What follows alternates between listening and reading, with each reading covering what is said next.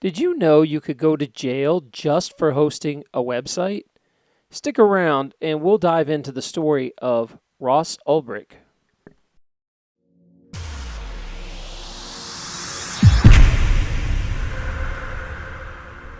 I caught up with Ross's mother at the Porcupine Freedom Festival in Lancaster, New Hampshire. But before I dive into that interview, let me give you a little primer about what's going on. I have to let you know I'm pretty biased about all this because if you care about liberty and freedom, the ruling on this case is outrageous and pretty horrible, actually. Although this story has been well covered and been out for a few years now, you have to realize that there's a lot of people out there that still don't know anything about this case or are unaware that it's still going on. I feel that Ross's mom's probably the best person you can talk to explain what happened. Hi, I'm Lyn Ulbricht, and my son is Ross Ulbricht. He was sentenced back in last May, a year ago, approximately, for all nonviolent charges to a life sentence without parole for his alleged role in the Silk Road website, which was an open market on the internet that where people sold and bought legal but also illegal items, mostly drugs. And Ross has pled not guilty and is appealing the conviction based on violations at trial. It was a very unfair trial, as well as evidence that there was corruption in the investigation that was not allowed to be known by the jury. So right now he's appealing the decision and the conviction, and on for many reasons, but that's one of the big ones, is that the evidence is tainted by the fact that corrupt agents had freewheeling access to the site and the evidence for many months. So when Ross was never someone that was in trouble, he was not into drugs. He's a peaceful libertarian who was involved in the Ron Paul campaign and believed in free markets. So when he was arrested, we were very shocked and devastated, really. And he was brought to New York, even though he was arrested in San Francisco, and he's been in prison there ever since. We decided, my husband and I, to uproot and move to the New York area so that we could be near him and his lawyers and visit him, because it's very important that prisoners have visitors. Ross is completely cut off. He is not permitted email or internet, and visits are very limited, but at least he can see family and friends. For the past 2.5 years, I've been very, very devoted and committed to helping Ross because I believe in my son. I know that he's a peaceful person and would never purposely harm anyone.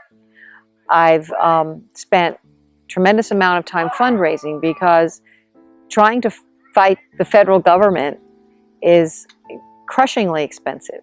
And we're not a rich family. We're a regular family, and it's almost impossible for citizens in the United States to pursue justice and not be destroyed financially. So we've worked hard at raising funds on our website, freeross.org, as well as raising awareness.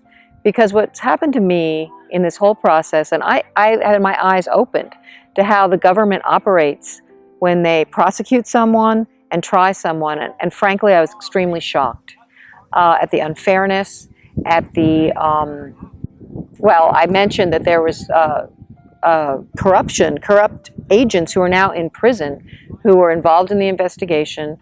But in addition, the trial itself did not permit the defense to properly cross-examine, to bring witnesses in my son's favor. And as far as I could see, it was a totally one-sided situation where the jury was not allowed to hear a lot of very important information. So what I've learned through this experience is that the justice system is not necessarily about justice, and that it's stacked against the citizen, especially if you go to trial. And I had faith in the system. I thought that we had a land of fair trials, due process, and the concept of innocent until proven guilty. And I have discovered that that is no longer true. And I find it very alarming. So I'm not only concerned about my own son, and of course I am. Any mother loves her child. It's impossible for me to stop fighting for him. He's such a good person, has so much to give, and it's such a waste. But it's not only a waste for him. He's in prison with so many nonviolent offenders, many of them drug offenders or people who made mistakes, many of them young, like Ross was. He was in his mid-20s, and who are now wasting away in a situation that does no one any good and destroys families. Our own family has been through tremendous suffering, but I'm also go to the prison and see Ross regularly, and there are many families. I've gotten to know them. We help each other. I see children clinging to their fathers, crying. I had a mother say, you know, before this, my kids got straight A's, and now they're doing so poorly and things are falling apart. And she's not the only one who's told me that. Many of these families are minorities and people who are poor and uneducated, and they're doing their best to hold their families together, and their husband or father is in prison doing no one any good. And these are nonviolent people who would not harm you if they were out doing some kind of restitution perhaps or community service, but not being warehoused where they can't be with their family. And so it's become for me a bigger issue than just personal. I feel like I'm speaking for them as well, because it's really wrong that I feel like we can do better in this country. And there's a lot of money being made by this prison system and this justice system. There's a lot of corruption. And it's not American. It's un-American. The United States leads the world in incarceration of its citizens.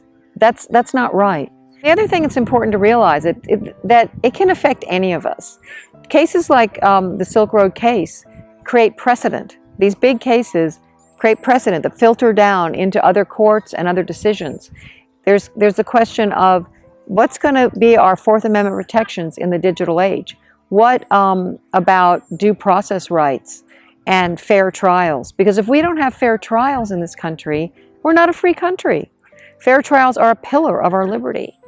So if you want to help protect your constitutional rights and protections, this is one case where you can push back and help us push back, help our family, and through us, help protect your own rights in this situation, because we're losing them very quickly. I've seen that firsthand, and I urge you to be aware of it and help us if you can. Go to freeross.org. Thank you. If this story struck a chord with you and you're pretty much as outraged as I am, please stop by freeross.org, find out the latest in the case, and help out. Go buy some swag or donate some money. Thanks. Don't forget, if you haven't subscribed yet, please subscribe to my channel. Also, give this a thumbs up, a like, a share, or if you have something to add, remember to comment below. Thanks. Also, don't forget to stop by TerranLupo.com. I have up videos that you can't see anywhere else. Currently, I have one on carnivorous plants and also how to make your own mead. All you have to do is go over and sign up at TerranLupo.com, and all that's free.